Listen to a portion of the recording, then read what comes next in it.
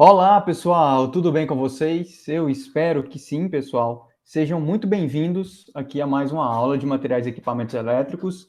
Na aula de hoje, a gente dá continuidade ao assunto de materiais elétricos isolantes, que a gente, inclusive, começou na aula passada, né, pessoal?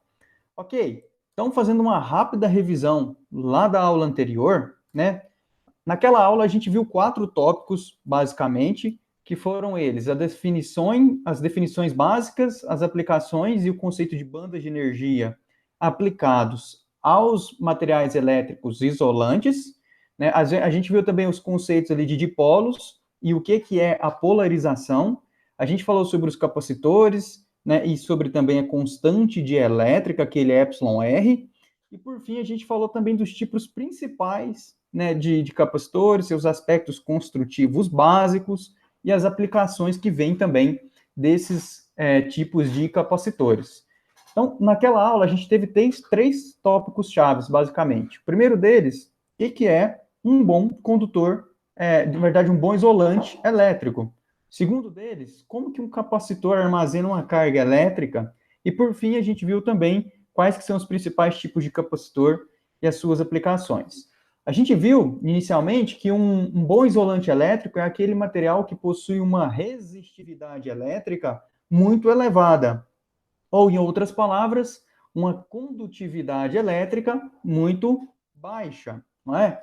E esses materiais, péssimos condutores de eletricidade, geralmente são de origem cerâmica, né, com a ligação principal sendo a ligação iônica, ou então materiais poliméricos, né, com a ligação principal sendo ligação covalente, né? E eu trouxe aqui para vocês, né, só alguns exemplos de materiais, tanto cerâmicos quanto poliméricos, e as suas condutividades respectivas. Dentre as aplicações, né, dos materiais isolantes, a gente pode destacar a isolação, né, de condutores entre si, ou de condutores com partes metálicas, de condutores com solo, né, e assim sucessivamente. De forma análoga, né, àquela definição de por que, né, que um bom material isolante é aquele que tem uma resistividade elétrica muito alta, né? A gente pode explicar isso em forma aqui da nossa teoria de bandas de energia, de forma que os materiais elétricos isolantes são aqueles em que a minha banda de condução e a minha banda de valência estão separadas, né, por uma banda proibida, né, que seria aquela banda que forma energia de gap muito elevada, de forma que é difícil a temperatura ambiente, né, a gente ter ali uma concentração elevada de elétrons na banda de condução, que é onde justamente a gente vai ter ali a formação da corrente elétrica. Lembrando que elétrons na banda de condução estão aptos a conduzir a corrente elétrica, né, enquanto elétrons na banda de valência estão ali presos à estrutura fazendo as ligações, e não estão aptos a se movimentar pelo material. Então, bons materiais isolantes são aqueles que têm ali uma concentração de elétrons, né, por centímetro cúbico ou por metro cúbico muito baixa na banda de condução. Em outras palavras, ali a gente tem poucos elétrons aptos a constituir uma corrente elétrica, né? E assim a gente definiu, então, o que é um bom isolante elétrico. A gente viu também ali uma breve revisão de como que as cargas atuam, né, sob um campo elétrico, carga positiva e carga negativa, né, como que elas se comportam quando submetidas a um campo elétrico. Vimos que as cargas positivas, elas vai agir uma força sobre elas que vai tender a acelerar essas cargas no mesmo sentido do campo, enquanto as cargas negativas vão ter uma força sobre elas que vão tender a acelerar essas cargas no sentido contrário ao campo elétrico aplicado. E uma propriedade muito importante dos nossos materiais isolantes é que eles são materiais dielétricos, ou que formam um dipolo elétrico, em que tem ali, né, a presença de um polo positivo, um polo negativo, e por esse motivo, quando a gente submete um material isolante ou um material dielétrico a um campo elétrico, a gente tem, justamente por conta da força envolvida nesse processo, a gente tem um efeito de polarização, em que as nossas cargas, elas tendem a se alinhar com esse campo elétrico, de forma que a carga positiva, né, se alinha no mesmo sentido do campo, e a carga elétrica negativa vai tender a ficar ali no sentido contrário ao do campo elétrico aplicado. E, inclusive, essa característica de dipolo elétrico, ela é muito importante no momento em que a gente vai construir um capacitor, né, que a gente vai colocar ali entre as nossas placas esse material dielétrico, né, com essa característica de dipolo elétrico. Bom, lá no nosso capacitor, o que a gente tem é duas placas paralelas, né, cada uma delas ali, uma carregada com um potencial positivo, a outra carregada com um potencial negativo, cada uma com a sua área específica e também separadas entre si por uma determinada distância L. Dessa maneira, né, se eu tiver ali o vácuo entre essas duas placas paralelas carregadas eletricamente, né, se tem ali um acúmulo de carga, né, apesar de ser um acúmulo baixo, mas ele existe.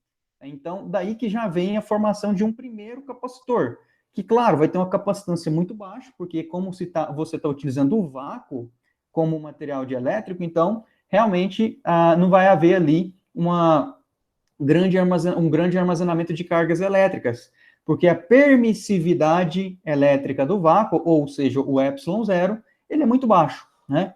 Então, daí que vem, inclusive, a necessidade da gente preencher esse espaço com um material dielétrico.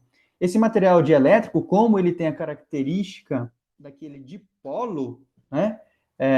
Isso daí vai conferir para a gente uma possibilidade de um epsilon, ou de uma permissividade elétrica maior.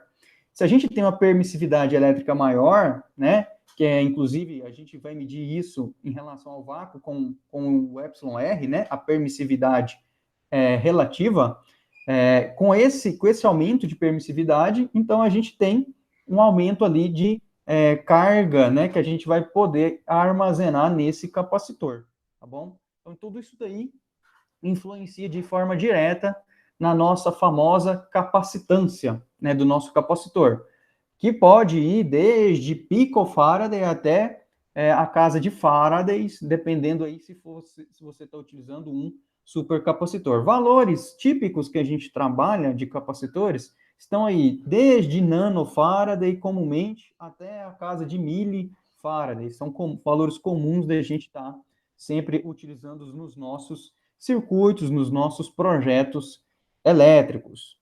Ok, e com isso a gente respondeu a nossa primeira motivação, né, que é como que o capacitor se carrega e se descarrega. Essa foi a primeira motivação que eu trouxe para vocês lá quando a gente começou nossos estudos de materiais elétricos isolantes. Naquela aula também a gente viu, pessoal, os tipos principais de capacitores e as suas aplicações. Eu trouxe para vocês 3 tipos básicos, sendo o primeiro deles o eletrolítico, um dos mais utilizados, em que a gente tem ali a presença de um material dielétrico de espessura extremamente baixa. Esse material ele é enrolado, né, como se fosse ali formando um rolo, né, de forma a gente ter uma área maior, né, e uma distância entre as placas bem pequenininha também, de forma a tentar maximizar o valor de carga, ou, consequentemente, maximizar o valor da capacitância desse capacitor. A gente viu que esses capacitores eletrolíticos, eles têm aquela característica de serem polarizados, ou seja, ele tem 2 terminais, assim como todo capacitor, porém, um terminal, que é o terminal mais, ele tem que ter uma tensão maior do que o terminal menos, não é? Então, inclusive, eu falei isso daí lá na aula também, não é que tem que ser uma tensão positiva no terminal mais e uma tensão negativa no terminal menos, não é isso. É que o terminal mais tem que ter uma tensão maior do que o terminal menos, tá bom? Então, se você tiver um exemplo de 15 volts, né, no terminal mais e 5 volts no terminal menos, tá ok, você tem uma DDP de 10 volts, então aquela ali é a tensão que o seu capacitor, você está carregando ele, né, com aquela tensão de 10 volts, tá bom? Tudo bem. A gente viu também o tipo cerâmico, né, então, que são utilizados especialmente em altas frequências, eles têm como característica aí principal,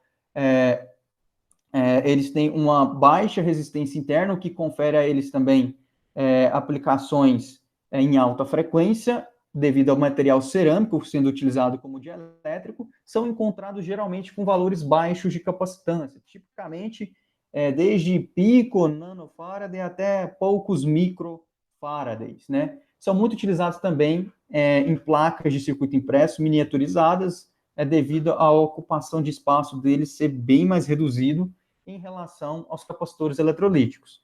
Além disso, uma característica interessante é que eles, ao contrário dos capacitores eletrolíticos, eles não são polarizados. Então, isso daí viabiliza, por exemplo, a aplicação deles em circuitos de corrente alternada, né? Então, esses capacitores vão poder ser utilizados nessas aplicações também. Por fim, a gente viu naquela aula os capacitores de filme fino, né, com destaque para os capacitores de poliéster, né, que são geralmente os mais utilizados por aí. As propriedades deles geralmente são propriedades superiores, tá bom? Que confere ali boa estabilidade térmica, também não são polarizados, assim como os capacitores cerâmicos, tem uma baixa resistência interna e você consegue encontrar eles com faixas de valores que são próximas ali a dos capacitores eletrolíticos. Se bem que os capacitores eletrolíticos você consegue ainda assim encontrar, devido ali àquela toda a estrutura deles, né, de aspectos de folhas enroladas, né, formando ali como se fosse um rolo, então você consegue ter valores maiores de capacitância, se comparados aqui aos valores dos capacitores de filme fino. Mas uma vantagem muito boa desses capacitores também é a sua tensão máxima de operação. Esses capacitores, geralmente, eles conseguem trabalhar com tensões maiores, tá bom? De quilovolts para cima, inclusive. Coisa que é mais difícil de acontecer nos capacitores eletrolítico e cerâmico. Ok, assim a gente fechou nossa terceira questão-chave e também a nossa breve revisão do conteúdo da aula passada. Pessoal, na aula de hoje, continuando aí o tópico de materiais elétricos isolantes, dentro da nossa sexta unidade do curso, a gente vai estudar aqui 4 tópicos básicos, tá bom? Sendo o primeiro deles, como que eu faço para medir capacitância, né? Se a gente tem um capacitor, como que eu faço para medir essa capacitância dele? A gente vai falar também sobre rigidez elétrica dos materiais, resistência de isolamento e, por fim, vamos ver aí algumas aplicações de materiais elétricos isolantes. E aí, eu queria trazer à mente de vocês, né, aquelas motivações que a gente falou na nossa aula passada. Então, queria passar brevemente sobre elas aqui, só para a gente relembrar quais eram. Já que na última aula a gente respondeu a nossa primeira motivação, que era justamente dos capacitores, né? Como que o capacitor se descarrega ou carrega, né? Então, a nossa segunda motivação naquela aula, né, que a gente viu o começo dos materiais elétricos isolantes, era a respeito da utilização de fita isolante, que é essa figura à direita, ou da fita de autofusão, que é a figura à esquerda, né? Como isolantes elétricos, né? Por que ao utilizar esses materiais, aí eu consigo uma boa isolação nesses casos, nessas aplicações? E outra motivação, por que eu não vejo fita isolante ou fita de autofusão em sistemas de transmissão e distribuição de energia? Por que eu não vejo fita isolante ou fita de autofusão em sistemas de ignição de veículos? Por que disso? Né? Por que tem essa aplicação muito específica de materiais cerâmicos para esses casos e eu não uso materiais poliméricos? Será por que disso? Né? Então, isso daí é uma outra motivação. Quarta motivação nossa, entender a formação do raio, né? Então, com o estudo dos materiais dielétricos ou materiais isolantes, a mesma coisa, eu consigo explicar a formação de um raio também, né? Com isso, eu também consigo explicar a formação do arco elétrico, que é aquele momento em que a gente abre um circuito energizado, em que está passando uma corrente elétrica elevada, né? E a hora que eu faço a abertura desse sistema energizado, forma-se, então, aquele arco elétrico. Então, da onde que vem esse arco? Como que eu faço, né? Inclusive, para tentar suprimir esse arco. Por fim, da onde vem aquele efeito chamado efeito corona? Um efeito bonito de se ver, né? Um efeito ali, deixa as linhas de transmissões incandescentes, né? Com a iluminação, fica até bonito de ver. Apesar de ser bonito, isso daqui não é legal para o nosso sistema, porque confere perdas. Mas, afinal de contas, da onde que vem esse efeito de fotoluminescência, né, das linhas de transmissão? Ou o efeito corona? Todas essas motivações a gente vai passar por elas aqui ainda na aula de hoje, tentar responder elas com os nossos estudos acerca dos materiais elétricos isolantes. Com relação às questões chaves da aula de hoje, pessoal, são 5. Né? Então, a primeira delas, como que eu faço para medir a capacitância de um capacitor? Essa é bem tranquila, é bem básica. Segundo, o que é uma rigidez elétrica e quais fatores afetam essa rigidez? Então, daí entra um conceito novo que a gente ainda não passou. Terceira questão-chave, como que é o comportamento elétrico de um material isolante? Bom, será que ele é próximo a um comportamento elétrico do material condutor? Ou seja, seguindo a lei de Ohm, V igual a RI, será que aquela lei de Ohm se aplica aqui nos materiais elétricos isolantes? Vamos ver. Quarta questão-chave, como que a gente pode medir a resistência de isolamento? E aqui a gente tem um outro conceito importante, que é a resistência de isolamento, que a gente vai ver também na aula de hoje. Por fim, nossa quinta questão-chave vai perguntar para a gente quais que são os principais isolantes e suas aplicações práticas. Então, vou trazer várias aplicações práticas aqui, vocês vão ver, a aula está recheada dessas aplicações muito importantes aí dentro do contexto da engenharia elétrica. Bom, primeira coisa, vamos começar com o mais básico, né, para a aula de hoje, que é como que eu faço para medir a capacitância, né? Então, a gente consegue medir a capacitância com os nossos multímetros, tá bom? Claro, nem todos têm a funcionalidade, mas com o desenvolvimento tecnológico, a maioria deles já tem essa função. Os mais antigos talvez não, né, mas os mais recentes, com toda certeza, você vai conseguir encontrar. Nos nossos multímetros, basta a gente fazer a seleção, assim como a gente faz a seleção para medir resistência elétrica, basta a gente selecionar o símbolo do capacitor, né, para a gente acessar, então, a medição de capacitância elétrica. Lembrando que o capacitor ele pode ter o símbolo de placas paralelas, essa daqui é a simbologia de um capacitor, né, esse, inclusive, é um capacitor não polarizado, e a gente pode ter também a simbologia do capacitor polarizado, que tem essa voltinha aqui, ó. Essa voltinha aqui quer dizer que esse capacitor é um capacitor polarizado. Ou seja, é um capacitor eletrolítico, não é? Enquanto esse daqui é um capacitor não polarizado. Poderia ser um capacitor cerâmico ou um capacitor de filme fino, né, de poliéster, e assim por diante. No multímetro que a gente tem, inclusive no nosso laboratório, que é o Minipa 2110, né,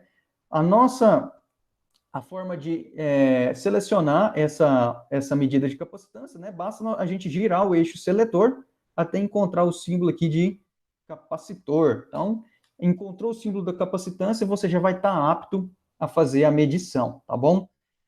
Claro que você vai ter que também usar as ponteiras de forma correta, né? Lembrando que o preto sempre vai aqui no comum, não tem erro. E a ponteira vermelha, ó, como eu não quero medir corrente, eu quero medir capacitância, a gente encontra o símbolo da capacitância aqui, ó. Então, a ponteira vermelha está aqui, né, seria onde a gente utilizaria para colocar no terminal positivo do capacitor, se ele for polarizado, tá bom? E a ponteira preta, eu coloco no outro terminal do nosso capacitor. Aqui tem um exemplozinho básico, né? Da gente aferir a capacitância de um capacitor que está presente na plaquinha. Né? Então, primeira coisa, você precisa de um instrumento capaz de fazer essa medição, é óbvio. Segunda coisa, você precisa retirar seu capacitor do circuito, tá bom? Assim como o resistor, se você medir o resistor lá no meio do circuito, vai ter resistências equivalentes e vão atrapalhar a sua medida, o capacitor é a mesma coisa. O capacitor também vai ter ali as suas capacitâncias equivalentes. Então, o correto é você separar o capacitor, retirar ele da placa, né, e ir lá fazer a sua medição, tá bom? E que, inclusive, uma boa prática é fazer o quê? Viu que a pessoa colocou aqui um resistor em paralelo com o capacitor? O que ele fez aqui foi descarregar o capacitor. Porque se esse capacitor estiver carregado, pode ser que, inclusive, você danifique o seu instrumento de medida. Então, o correto é você descarregar o capacitor antes de você fazer qualquer medição de capacitância com ele. Lembrando sempre que, se esse capacitor que você está medindo for um capacitor eletrolítico, então você tem que respeitar a polaridade. de forma que a ponteira vermelha tem que ser ligada no terminal positivo do capacitor e a ponteira preta tem que ser ligada no terminal negativo desse capacitor. Bom, assim a gente responde de forma rápida até, né, nossa primeira questão-chave, que era realmente bem tranquilo, bem fácil de ser trabalhado, né, que é como que a gente faz aí a aferição de capacitância de um capacitor. Agora a gente entra já na nossa segunda questão-chave, né, o que é rigidez dielétrica e quais fatores que a alteram. Pessoal, é o seguinte, vamos pensar aqui, se eu tiver um capacitor, ele tenha lá escrito no encapsulamento dele que a máxima tensão que ele suporta é de 25 volts. O que acontece se eu colocar uma tensão de, digamos, 50 volts nesse capacitor? O que é esperado? Por que ele tem esse limite de 25? Por que o fabricante fala para você esse dado? O limite é de 25 volts, não extrapola, senão a gente vai ter um problema. Esse limite, pessoal, ele se deve justamente a uma característica dos nossos materiais elétricos isolantes, que é a rigidez dielétrica. A partir de um determinado potencial, em outras palavras, a partir de uma determinada tensão aplicada no meu material isolante, esse material ele não consegue mais impedir a passagem da corrente elétrica. E ele passa, então, a agir como um condutor de eletricidade. E isso é algo realmente preocupante, né? Porque o nosso material isolante, ele é feito, como o próprio nome fala, para fazer a isolação, ou isolamento elétrico. Se ele não estiver fazendo isso, ele não está cumprindo o seu papel, tá bom? E mais o fabricante, então, ele te informa os limites justamente para você não ter um comportamento inadequado, um comportamento que você não esperava no circuito. Se o seu capacitor é de 25 volts, você deve garantir que você vai trabalhar até 25 volts. Se o seu circuito for até 50, você deve procurar um capacitor que vá operar nessa tensão maior, que ele tenha ali uma rigidez elétrica maior. A rigidez dielétrica, pessoal, né, ela é dada ali em volts por metro no Sistema Internacional de Unidades, mas é muito mais utilizado nas tabelas dos materiais e tudo mais, porque cada material tem a sua rigidez dielétrica, é muito mais utilizado kilovolts por milímetro, ou seja, quantos kilovolts ou quantos mil volts o meu material consegue isolar para cada milímetro de distanciamento entre, por exemplo, dois condutores elétricos, né? E quando a gente tem a ruptura dessa rigidez elétrica, a gente tem ali o que a gente chama de breakdown. E a nossa tensão que causou esse breakdown, ela é chamada de breakdown voltage. Então, isso daí é um conceito também que vocês podem se deparar facilmente a hora que estão estudando aí sobre os materiais isolantes, tá bom? Então, a rigidez elétrica é uma característica dos materiais isolantes, né, que se você ultrapassar esse limite de rigidez elétrica, o seu material passa a conduzir a corrente elétrica. Bom, ele não é que ele vira um bom condutor, ele continua um mau condutor, mas só que ele já não mais atua como um bom isolante. Bom, ele permite a passagem de corrente elétrica de forma bem maior do que ele estava permitindo anteriormente, que era só aquela famosa corrente de fuga. Aqui eu tenho alguns exemplos, né, mostrando para vocês de rigidez elétrica de alguns materiais. O ar, né, a pressão ali de 1 atm, ou seja, uma atmosfera, ele tem uma rigidez elétrica de 10 kV por milímetro. Isso quer dizer que, se eu tiver dois condutores, né, ali, separados entre si, em 1 milímetro, eu consigo, né, fazer a isolação com ar de até 3 kV, ou seja, até 3.000 volts. Se eu colocar uma diferença de potencial entre esses dois condutores, separados 1 milímetro entre si, de mais de 3 kV, vai acontecer justamente a ruptura da rigidez elétrica do ar. Se eu aproximar eles, né, então também vai acontecer. Então, existem duas formas da gente quebrar essa rigidez elétrica. Ou eu aproximo os meus dois condutores, e aí, claro, uma vez que eu aproximei, eu teria que ter outro valor aqui para rigidez, ou então eu aumento o potencial entre cada um deles. Se eu aumentar o potencial, também eu vou conseguir superar a rigidez dielétrica, no caso aí do ar. E aqui a gente tem vários outros exemplos. O óleo de transformador bastante utilizado, tem uma rigidez dielétrica de 12.000 volts para cada milímetro de espaçamento. Papel, né, que é um material polimérico, tem uma rigidez dielétrica de 16 kV ou 16.000 volts para cada milímetro de separação. Que, por exemplo, porcelana 5,7, vidro 14, né? Então, materiais cerâmicos, materiais poliméricos, a gente sempre vai ver eles aqui, justamente porque eles são os melhores isolantes que a gente tem aí disponível para estar utilizando. Aqui é um gráfico, né, que mostra para mim a tensão de ruptura, ou seja, o breakdown voltage, né? Esse daqui seria o nosso breakdown voltage, que é a tensão de ruptura, em função da espessura ali do seu dielétrico, né, em milímetros. Por exemplo, se eu tiver uma separação de 1 milímetro, né, aqui está a minha unidade, aqui é milímetro, tá bom, pessoal? Então, todos esses valores estão em milímetros. Se eu tiver uma separação de 1 milímetro, né, com o ar, eu consigo ali, ó, né, uma tensão de próxima aí, bem próxima, cerca de aproximadamente, bem no comecinho aqui, no máximo 10 kV, né?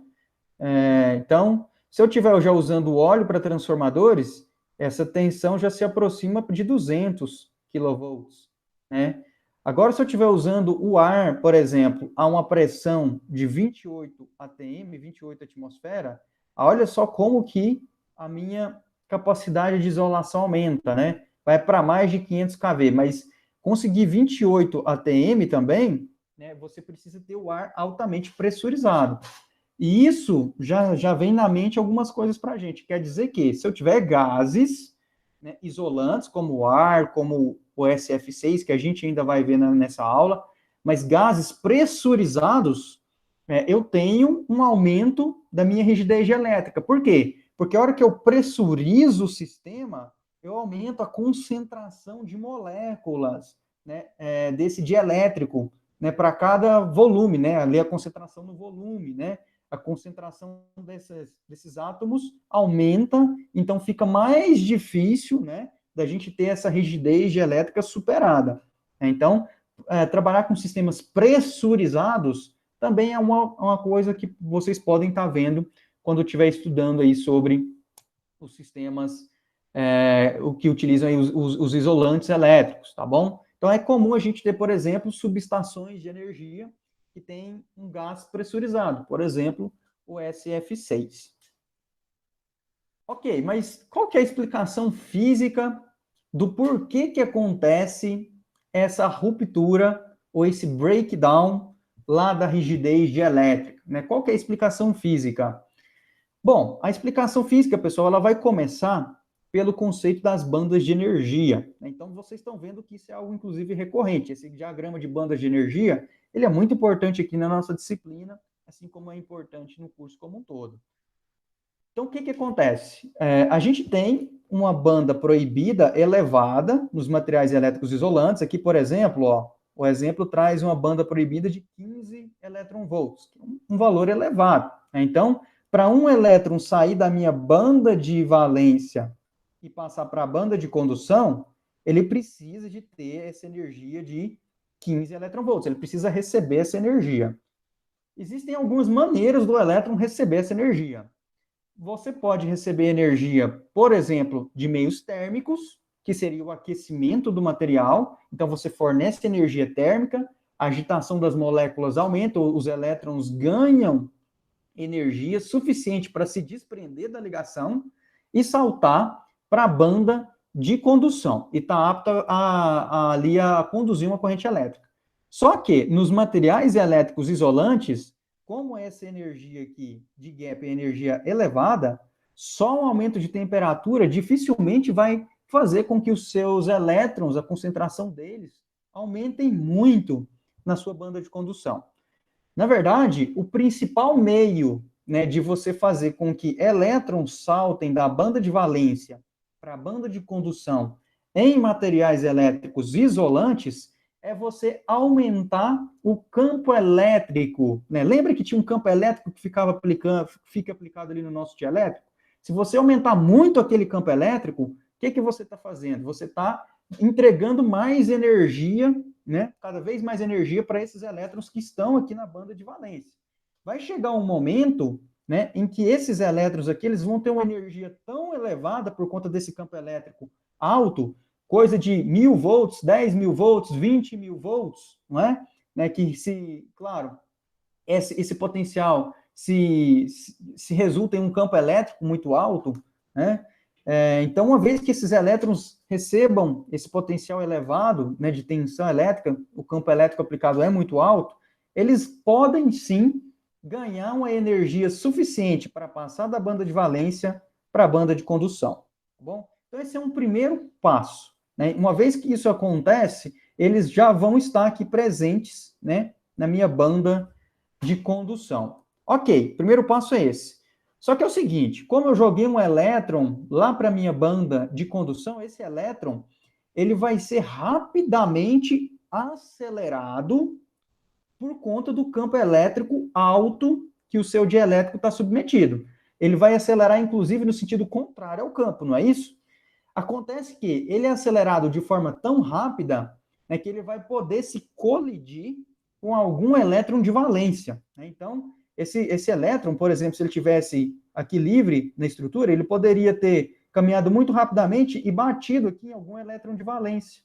E a hora que ele colide com esse elétron, né, essa colisão, né, de um elétron que está se movimentando pela sua estrutura com um outro elétron que estava lá preso, né, ligado à estrutura, lá na banda de valência, né, essa colisão, ela libera uma quantidade grande de energia.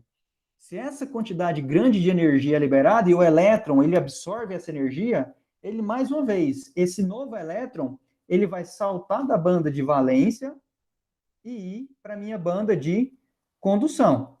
Então, esse aqui já foi um segundo elétron. Acontece que esse segundo elétron, o que ele vai fazer? Ele vai novamente ser acelerado pelo mesmo campo elétrico, não é? O campo elétrico ali está muito alto, então, mais uma vez, ele vai ser acelerado. E pode ser que esse segundo elétron, que ele se colida com mais outro, né? Liberando um terceiro elétron. E agora a gente tem 3 elétrons livres. Esses 3 vão ser acelerados, pode ser que eles se colidam, então, com a minha estrutura, gera mais 3, sendo 6, e assim por diante. Vejam vocês que esse é um efeito em cascata. Esse é um efeito que a gente chama de efeito avalanche, em que cada elétron a mais liberado, né, que vai para a minha banda de condução, ele vai se colidir com a minha estrutura e liberar mais outro. Então, isso daqui faz um efeito cascata, que é chamado efeito avalanche, e vai permitir com que a concentração de elétrons na banda de condução aumente muito. Então, aqui eu vou ter vários elétrons presentes na minha banda de condução, de forma que a corrente elétrica, né? A minha corrente elétrica I, ela vai aumentar, a minha corrente elétrica I, ela vai aumentar muito, tá bom? Então, depois disso que acontecer, depois do efeito avalanche, a minha corrente elétrica, ela tende a aumentar exponencialmente. Então, a gente pode, inclusive, resumir o comportamento do nosso material isolante nesse gráfico de corrente, né, medida nesse isolante em função da tensão aplicada.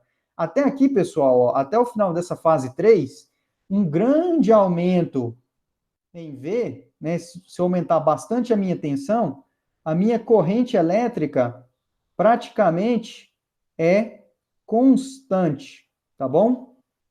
Agora acontece, depois que eu supero o meu valor de rigidez elétrica do meu material, ou seja, eu aplico uma tensão ou um campo elétrico muito elevado nesse material, acontece o efeito avalanche, que eu acabei de discutir com vocês, e a minha corrente, então, a partir desse momento, um pequeno aumento na tensão provoca para mim um grande aumento na corrente elétrica.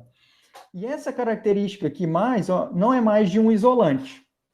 Esse material passa a ser um material ruim condutor de eletricidade. Ele não é um isolante, ele é um material ruim, né, de condutor ruim de eletricidade. E a gente já viu o que acontece com materiais que são condutores ruins se submetidos a uma corrente elétrica elevada. Esses materiais esquentam, não esquentam? Então, uma vez que eu tenho ali um aquecimento do meu material, o que eu posso fazer?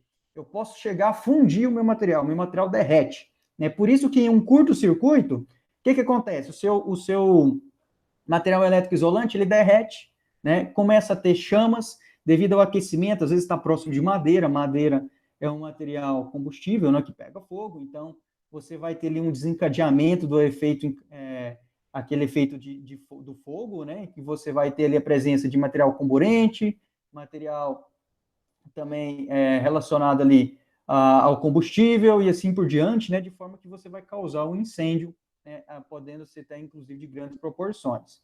Então, o que a gente não pode deixar acontecer é que a gente tem que sempre tentar projetar nosso sistema de forma adequada para não deixar chegar no ponto de o nosso material ter a sua rigidez elétrica superada. Porque a hora que isso acontecer, consequentemente, a corrente elétrica vai aumentar, esse material vai aquecer, e aí a gente vai ter toda uma série de prejuízos relacionados a isso daí. Ok, então esse processo, pessoal, que eu expliquei para vocês passo a passo aqui, são 5 passos aí, né, para explicar ele, é justamente o que resume a chamada ruptura da rigidez elétrica dos materiais. E essa rigidez elétrica dos materiais, aquele valor, né, aquela constante, ela é bastante influenciada também, pessoal, pelas características ambientais.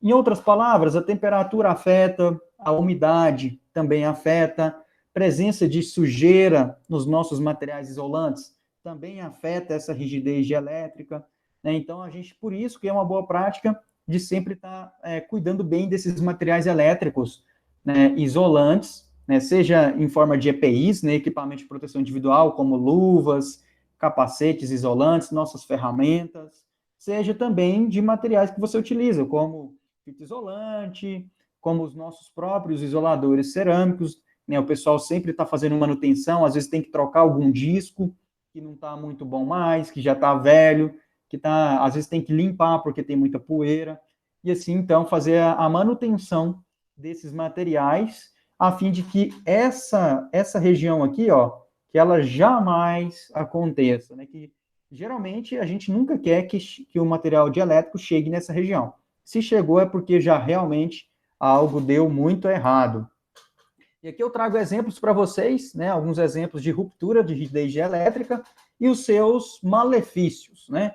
Aqui a gente tem o ensaio de um isolador de uma linha de transmissão, né? Então, um isolador cerâmico.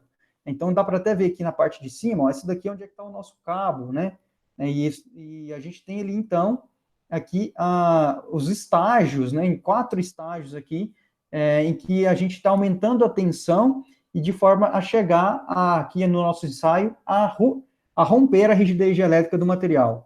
Então, no começo, né, a gente não tinha praticamente nada. À medida que a gente foi aumentando a tensão, começa a aparecer os primeiros sinais da ruptura da rigidez elétrica, que são aqui mini arcos voltaicos, né?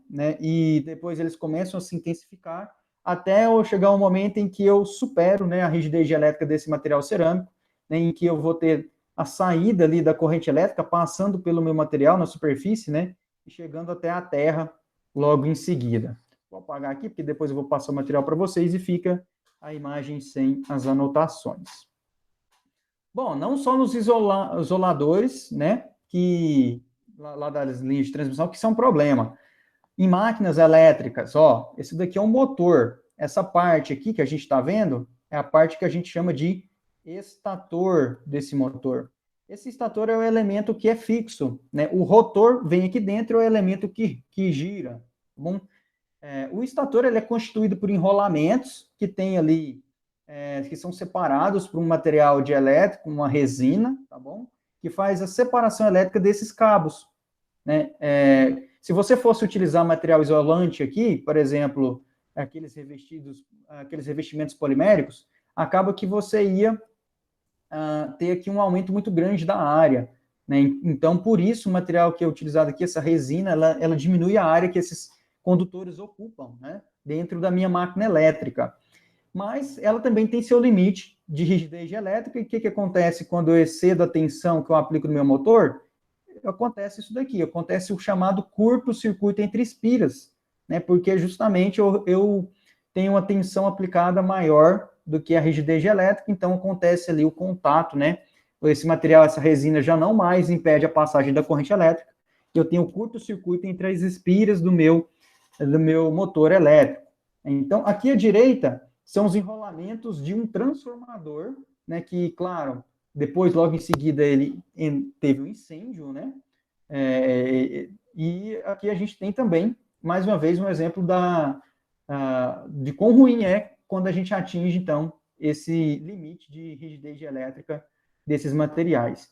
Os transformadores, além do óleo mineral, eles também utilizam aqui na separação entre os rolamentos, folhas, né, de papel específico para isolação aí de enrolamentos, né, que os transformadores também têm ali dentro, enrolamentos elétricos, são bobinas formadas por condutores elétricos. Vocês vão ver essas características bem melhor quando vocês estiverem estudando as máquinas elétricas, tá bom?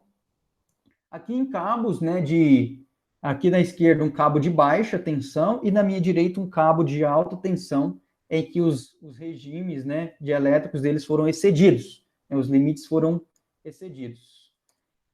E talvez o exemplo mais clássico de ruptura da rigidez elétrica que a gente tenha na natureza é o raio, né? A formação do raio vem justamente do rompimento da rigidez elétrica do ar. Então, a formação do raio se deve justamente à quebra, né? A gente ter excedido ali, então, a tensão, né? O breakdown voltage do ar. Né? Inclusive, nesse ponto, a gente consegue explicar o porquê de acontecer o raio. Né?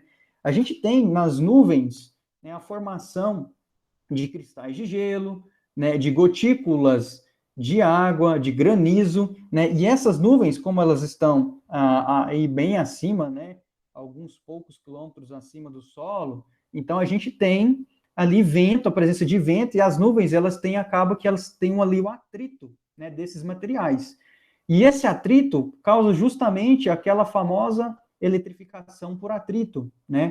Então esses materiais, eles adquirem uma carga elétrica. É aquele mesmo fenômeno da gente passar o pente, né, no cabelo e energizar o pente e ficar depois, né, passa pelo cabelo e fica atraindo, não é? Porque o pente adquire a característica de um pequeno potencial elétrico, não é? Só que, claro, lá nas nuvens isso daí acontece e a tensão elétrica adquirida é muito maior, porque você tem uma massa muito maior e um deslocamento, um atrito muito maior. Então, acaba que você acumula uma grande quantidade de cargas elétricas nessas nuvens.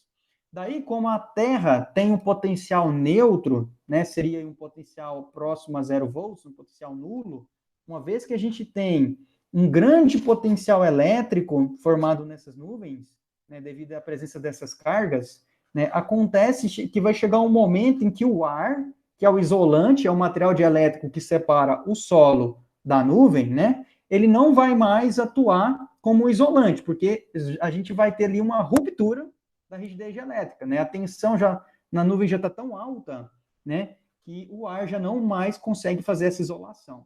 E uma vez que ele não consegue mais fazer essa isolação, cria-se um caminho, né,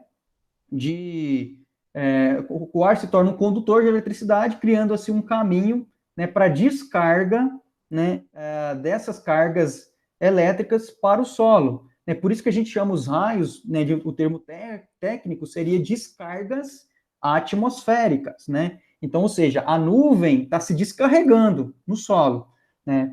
E aí pode ser, né, nesse caso, né, que a nuvem está com a carga carregada negativamente, né? A gente tem os elétrons vindo da nuvem em direção ao solo. Lembrando que corrente é fluxo de elétrons. Então, nesse caso, o raio vem da nuvem para o solo. Em alguns casos, né, que são mais raros, mas podem acontecer também, a gente tem a descarga elétrica ao contrário. A gente tem a descarga elétrica devido a um potencial muito positivo na parte de baixo da nuvem. Então, a gente tem uma descarga que vai do solo para a nuvem, não é? Criando ali um caminho de fluxo dessa carga positiva, né? Então, seria o sentido contrário à corrente de elétrons, né? Que seria, no caso, a corrente de prótons aí, nesse caso, não é? Ok, o raio, aquele efeito luminoso, ele vem justamente, né, do aquecimento repentino do ar, que pode chegar até uma temperatura de mais de 30 mil graus Celsius, não é? E o trovão, né, vem justamente do efeito da expansão repentina do ar. Esse ar, como ele se aquece de forma muito rápida devido à temperatura muito grande do raio, né, da corrente elétrica atravessando pelo ar, a gente tem, então, uma expansão, né, desse ar. E essa expansão é justamente o trovão. E é engraçado que muitas pessoas, né, e principalmente aquelas que não entendem do assunto, elas têm medo do trovão, né, enquanto que, na verdade, o trovão é apenas uma consequência, né, do raio, né, então, claro, é uma falta de conhecimento, às vezes, do que uma coisa causa a outra. Na verdade, se o trovão chegou até a gente ouviu ele, muito provavelmente está tudo ok com a gente, que é o que importa nesse caso, não é? O para-raio, claro, obviamente, ele serve como uma via rápida, né, para já que o raio é a formação de uma corrente elétrica, a corrente elétrica, ela procura o caminho mais curto até o solo, o caminho de menor resistência, o caminho que tem menos ar, né? Então, quando a gente tem no topo de um prédio a presença de uma ponta com para-raio, aquela ponta ela oferece um caminho rápido para a nossa descarga até o solo, evitando que o nosso raio, que é a nossa corrente elétrica, passe por toda uma camada de ar que estaria do lado do prédio. Então, ele prefere muito mais entrar no para-raio, né, e ser conduzido por um condutor elétrico até o solo, do que passar pela camada de ar, que é um isolante elétrico, a gente acabou de ver, né? Então, e assim teria um caminho de resistência bem maior, bem mais elevada. E assim, então, a gente explica a nossa quarta motivação da aula, né, que é qual que é o efeito que permite o aparecimento dos raios. E esse efeito é justamente o efeito da ruptura da rigidez dielétrica do ar, né? E o som alto do trovão vem justamente da expansão do ar causada pela elevada temperatura aí do ar se tornando um condutor de eletricidade. O mesmo princípio, pessoal, é aplicado ao arco elétrico, tá bom? Esse arco elétrico, ele vem desse mesmo princípio em que eu tenho ali, devido a um potencial elevado, e eu estou abrindo o meu condutor ali, né, uma chave, por exemplo, de forma energizada, né, essa abertura, ela cria aqui uma camada, né, de condutor, uma camada de isolante, que às vezes, na maioria das vezes, é o ar. Então, a hora que eu abro, né, essa camada aqui, ela não consegue fazer isolação e a corrente elétrica, ela continua passando. A minha corrente elétrica continua passando. Enquanto eu tiver essa corrente elétrica, eu tenho a presença do ar, eu tenho a presença do arco voltaico, não é? Bom, por isso que, em alguns casos, se utiliza, né, esses dispositivos de manobra que a gente chama, a gente tenta colocar um material elétrico melhor, isolante elétrico, revestindo aí os seus contatos. Por exemplo, o óleo, né, disjuntores a óleo, ou, por exemplo, o hexafluoreto de enxofre, que é o SF6, de forma que a hora que abre, né, essa pequena camada de material isolante, né, na forma gasosa ou na forma líquida, já seja suficiente para isolar eletricamente esses dois condutores, tá bom? Então, é daí que vem também o surgimento do arco elétrico. E aí, por fim, a última motivação que eu tinha passado para vocês, a motivação 6, era por que em algumas regiões a gente observa esse efeito bonito, que é o efeito corona, ou efeito fotoluminescente lá das nossas torres de transmissão. Bom, se o elétron ele salta da banda de valência para a banda de condução, mas se ele não tiver estabilidade naquela banda de condução, a tendência dele é retornar desse nível de energia maior que está na banda de condução, ele retorna para a banda de valência. Como ele está saindo de um nível de energia maior, banda de condução, para um nível de energia menor, banda de valência, né, essa energia que ele perde, ela é liberada. Por vezes liberada na forma de calor, por vezes liberada na forma de luz. Bom, então, a hora que a gente vê esse efeito acontecer, a gente sabe que o potencial elétrico ali é muito elevado Então, a gente tem ali elétrons saindo da banda de valência indo para a banda de condução, porém, como não tem estabilidade, esses elétrons eles estão retornando para a banda de valência.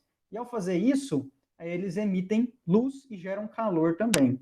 Então, esse efeito fotoluminescente, chamado efeito corona, é justamente a materialização, né, em forma visível de luz, né, desses elétrons saindo da banda de valência e voltando para a banda de condução. E isso aqui, pessoal, é perdas, tá bom? Já que a gente está emitindo luz, né, e está emitindo, às vezes, calor, isso daí é perdas. A gente não queria, né, que esse elétron, nesse momento, fizesse isso. A gente queria que esse elétron chegasse até o ponto de destino dele para ser usado, seja na movimentação de uma máquina, seja na própria iluminação da sua residência, né?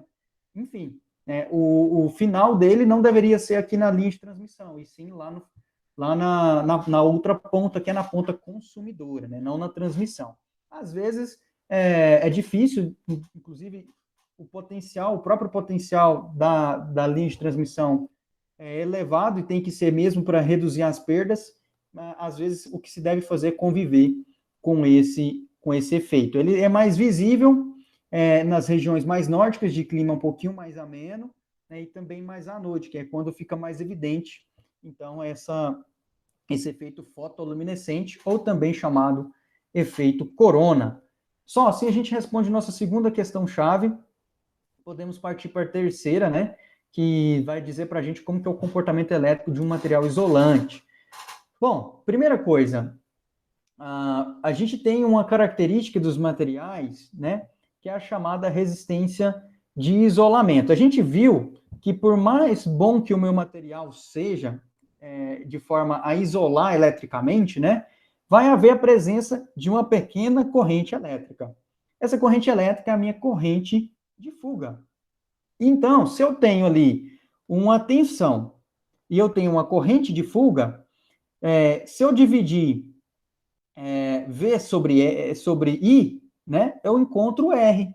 E esse R, né, é justamente a minha resistência de isolamento, tá bom? É o quociente da tensão que está sendo aplicada pela corrente que está passando pelo meu material dielétrico, corrente que ele permite passar por ele naquele momento, bom? E o que a gente vê é que a resistência, né, ela é praticamente constante durante um período grande aqui, ó, para uma faixa elevada. Nessa faixa aqui, se eu aumentar a tensão, ó, nessa faixa eu estou aumentando bastante a tensão. E o que está acontecendo com a minha corrente elétrica? A minha corrente elétrica ela é constante. Tá bom? Então, nesse caso aqui, a minha resistência de isolamento praticamente não se altera.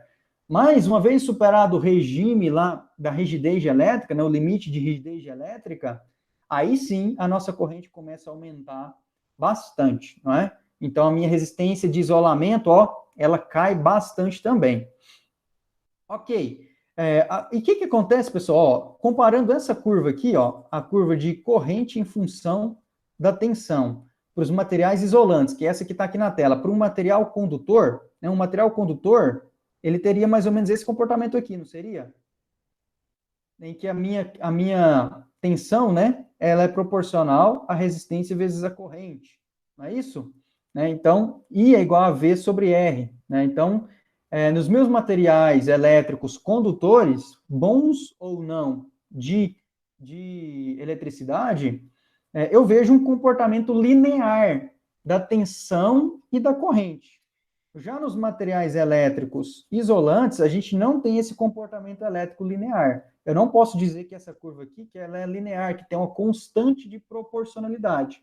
Não existe isso. Então, diferentemente dos meus materiais elétricos condutores, meus materiais elétricos isolantes, eles não têm um comportamento linear da tensão em função da corrente, ou da corrente em função da tensão. Bom? Inclusive, isso responde para mim a terceira questão-chave, que é como que é o comportamento elétrico de um material isolante. O comportamento dele é não linear, né, sendo que a corrente é praticamente constante até a tensão de ruptura. Da tensão de ruptura para frente, a minha corrente elétrica no material, ela aumenta exponencialmente, de forma exponencial, em função da tensão aplicada. Esse é o comportamento típico elétrico, né, de um material isolante. Nossa quarta questão-chave vai perguntar para a gente como que a gente pode medir essa resistência, não é? E a resistência, ela é dividida, nessa resistência dos materiais isolantes, ela é dividida em duas partes. A primeira parte, ela se refere à resistência de corpo. Resistência de corpo é a parte interna do nosso isolante. É a parte de, como o próprio nome fala, de corpo. A gente tem uma segunda resistência, uma segunda parcela, que é chamada resistência de superfície, que é justamente a parte externa do nosso isolante, né? Então, de forma, se eu fosse colocar isso daqui em um circuitinho equivalente, né, para representar isso, eu teria RI representando a minha resistência volumétrica e RF representando a minha resistência superficial. Então, uma está mais ligada à resistência de corpo, que seria a nossa resistência volumétrica, e a outra está ligada mais à resistência da superfície, que seria justamente a minha RF, que é a resistência superficial. Obviamente, as duas oferecem oposição à passagem da corrente elétrica, de forma que a corrente de fuga, né, esse I, né, que entra aqui numa ponta do meu material e chega na outra ponta dele, né, que a gente viu, é a corrente bem baixinha, a corrente de fuga, né, se eu tiver com a tensão menor que a tensão de ruptura, ele então vai se dividir, né, passando parte pelo corpo do nosso isolante e parte pela superfície dele, tá bom? Aqui eu trago para vocês só alguns exemplos de resistência superficial, tá bom? De alguns materiais. Isso daqui pode variar bastante com as características ambientais, de temperatura, de umidade, de poeira, sujeira e assim por diante. Então, são só alguns valores para a gente ter aí de parâmetro, tá bom? Algo superficial relacionado à resistência de superfície dos materiais isolantes. Por exemplo, para uma placa ali, na verdade, para madeira, né, um material bem conhecido nosso, se eu tiver com a umidade dele em 50%, né, a resistência superficial é de cerca de 4 vezes 10 a oitava mega ohms. Então, vejam que está tudo aqui em mega ohms. O que acontece se eu começar a molhar essa madeira, se eu deixar ela mais encharcada, aumentar a umidade dela? Olha só como que a resistência cai para 5 vezes 10 elevado à quinta mega ohms. Então, aqui, caiu aqui, ó, só na potência de 10, já caiu em 3, uma grandeza de ordem 3. Então, diminuiu em mais de 1000 vezes. Se eu continuar aumentando, encharcar mais ainda essa madeira, a resistência só vai caindo, só vai diminuindo. Então, vai para 7 vezes 10 a terceira, né? E aqui, então, tem também a resistência volumétrica, né? Estaria mais ligada ali ao corpo dessa madeira, né?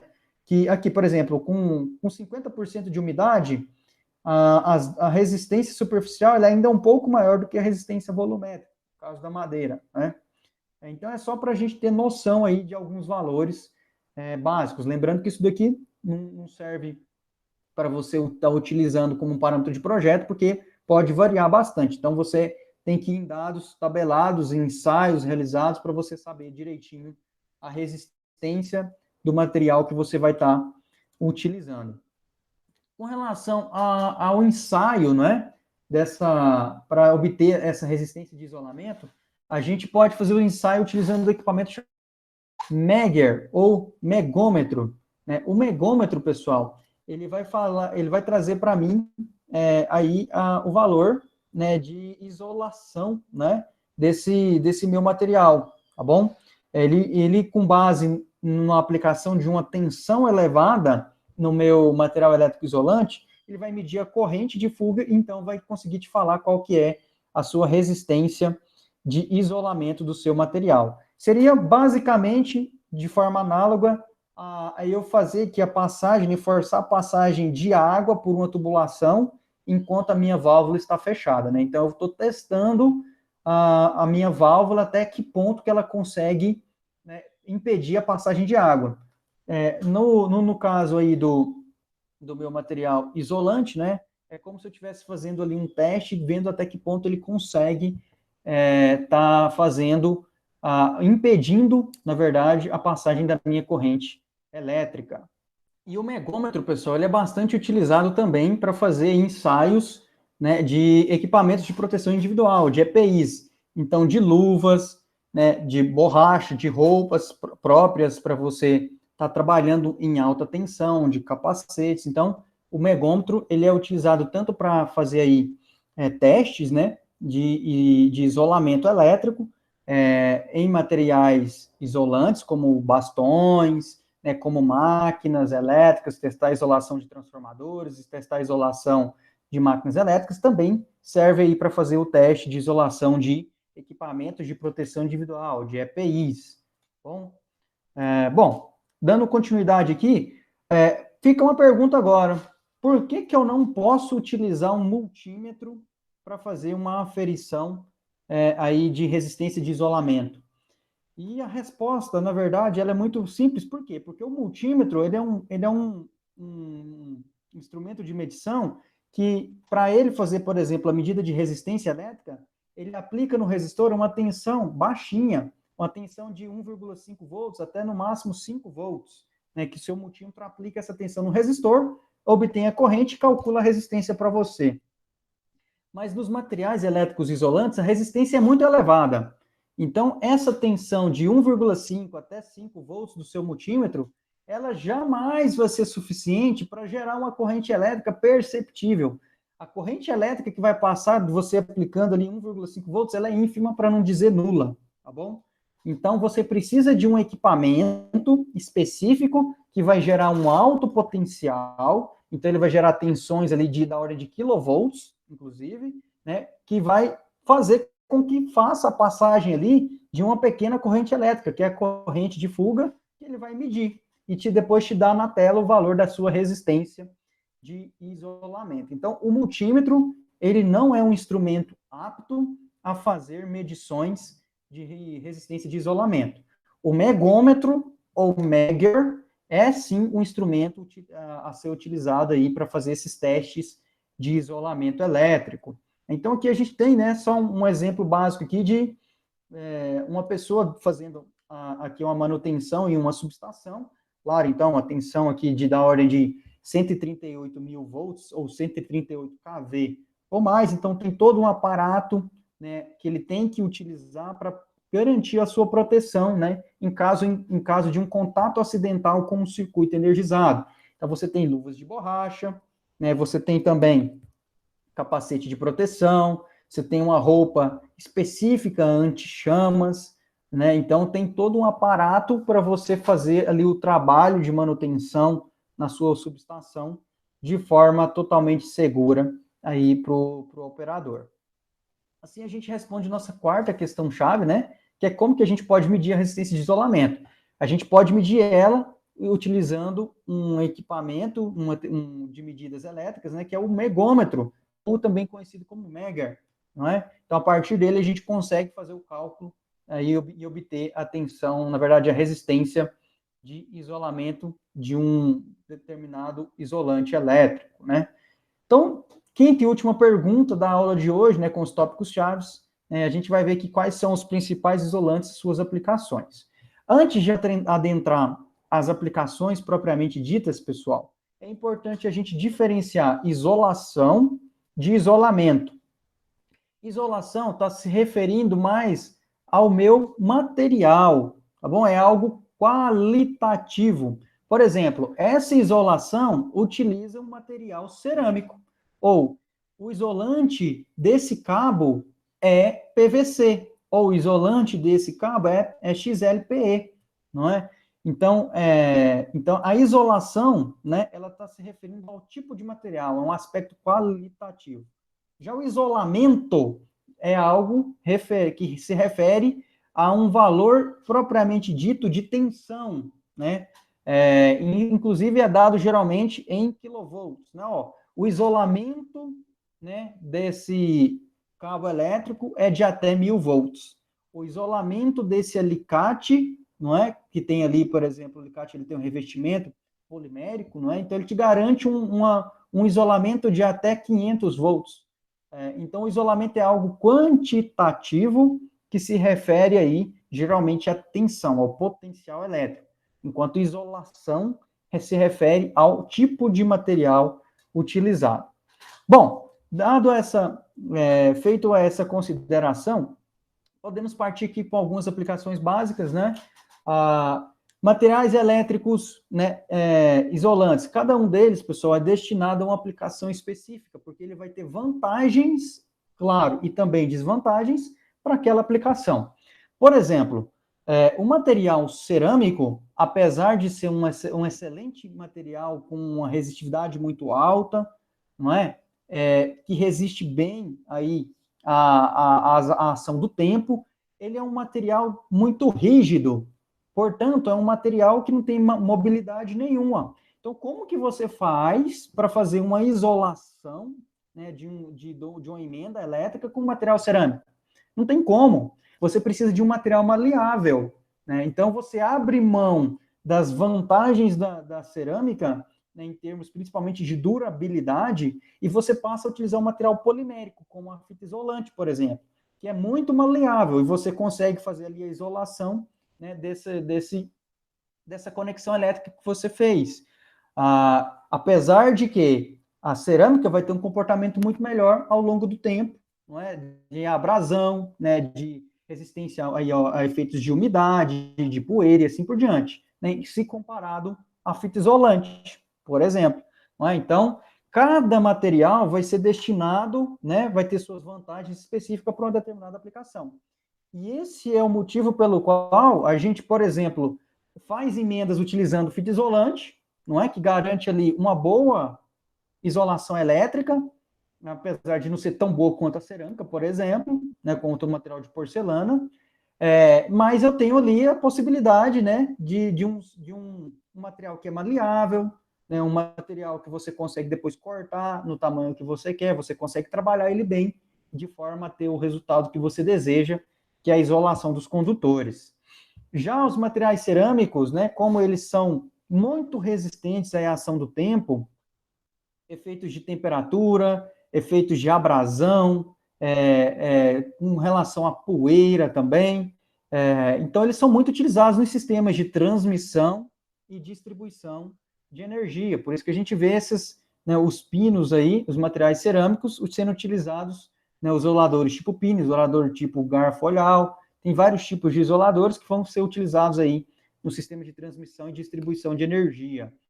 E também a gente vai ver a cerâmica sendo aplicada, por exemplo, aqui na indústria automobilística, por exemplo, na vela, né, em que a gente tem ali um alto potencial elétrico. Se eu fosse fazer com fita isolante, primeiro que não ia ter confiabilidade, né, porque isso daqui está sujeito a uma temperatura elevada também, né, então tem todo um desgaste térmico, e inclusive também ali tem uma elevada tensão, um elevado potencial elétrico, e aí então a cerâmica é o material mais adequado para ser utilizado aí nas velas, né, o elemento ali de ignição, né, que forma aquela centelha que a gente tem para fazer aí a combustão do nosso combustível, para depois a gente ter então aproveitamento para movimentar o nosso veículo.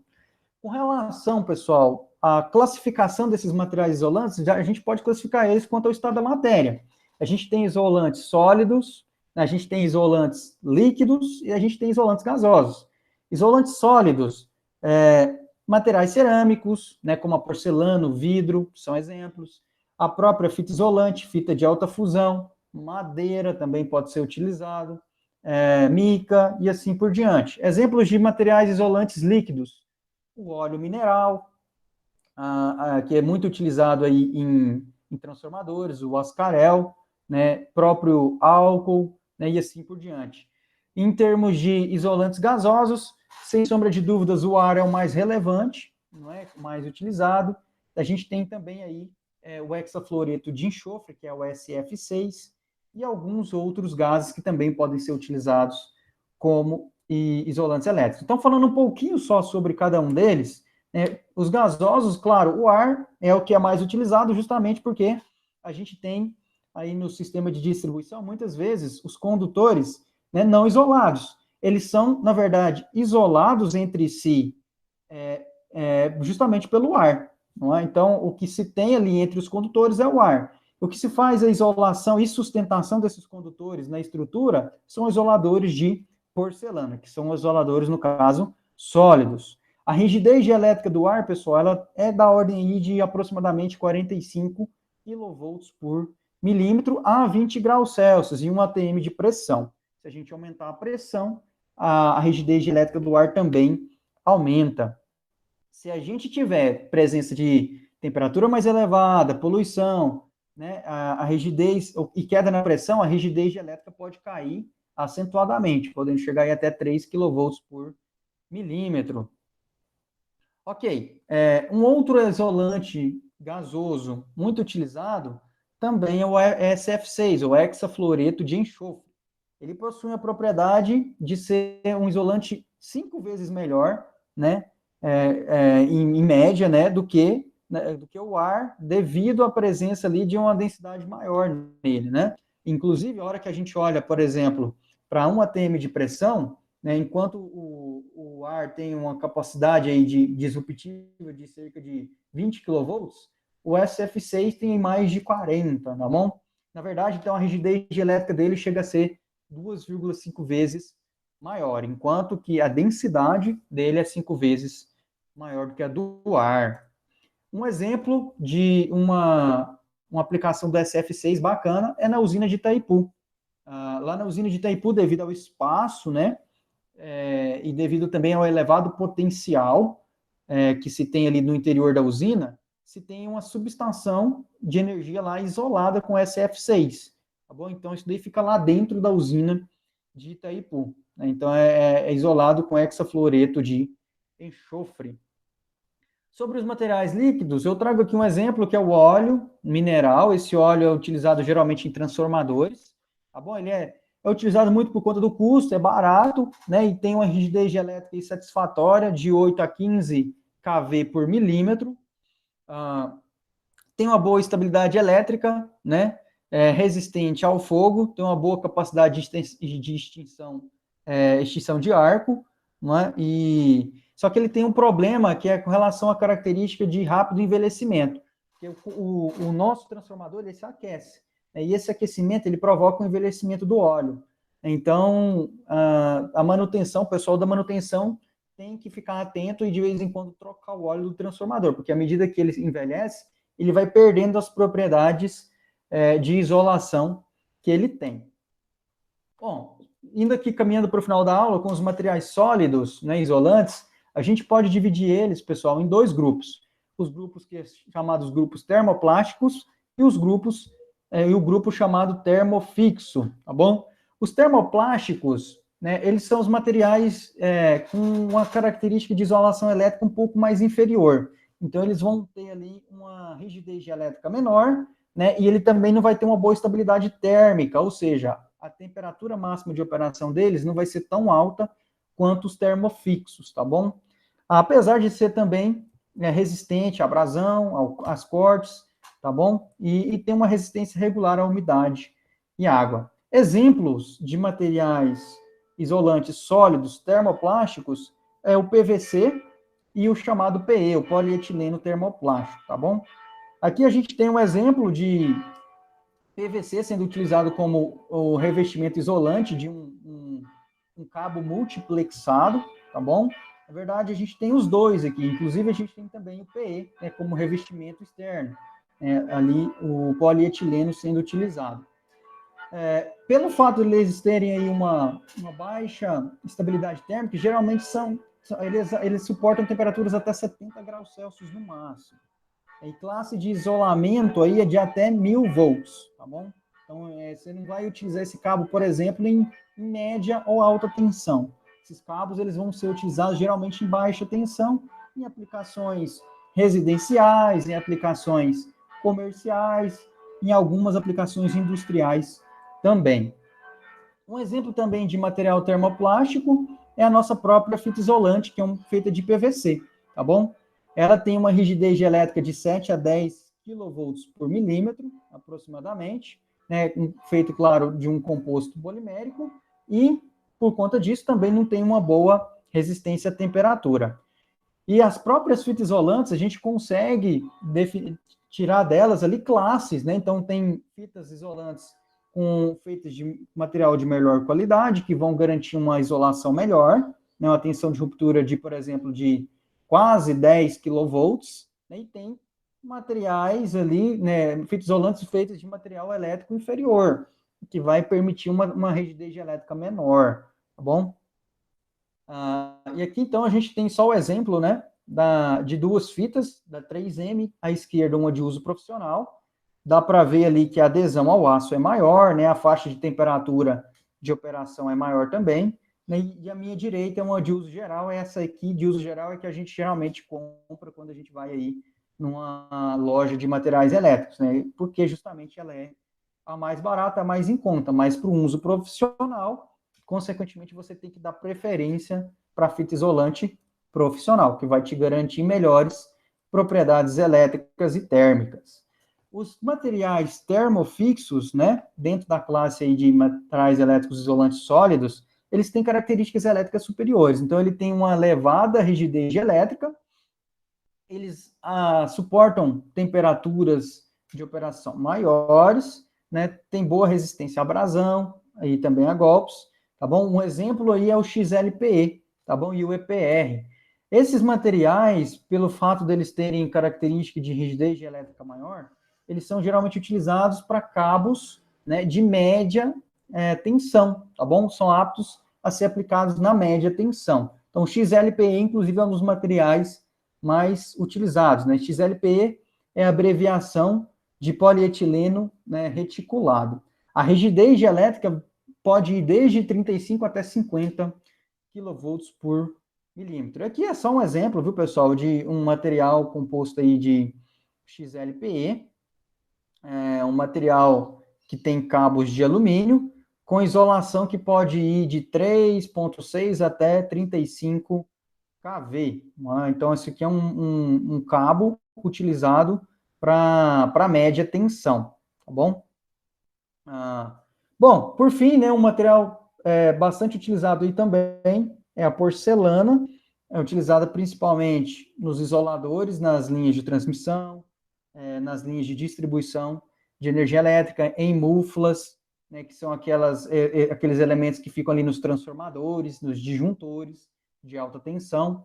Também é muito utilizado em subestações, né, tem excelentes propriedades elétricas, também é resistente à temperatura, à abrasão, né, então a ação do tempo, né, tem uma boa resistência aí a esses materiais, né, na verdade, essas características.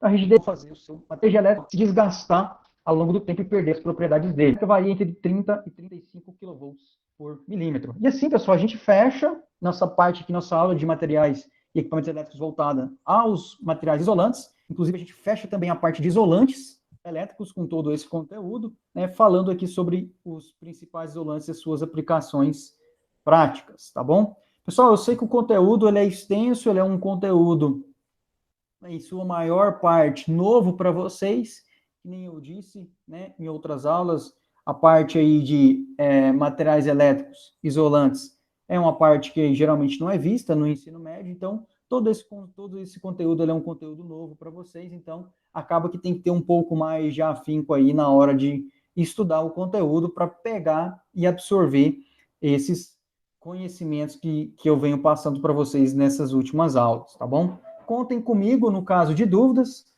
se vocês precisarem, basta mencionar lá na nossa sala virtual, ou então no meu e-mail institucional.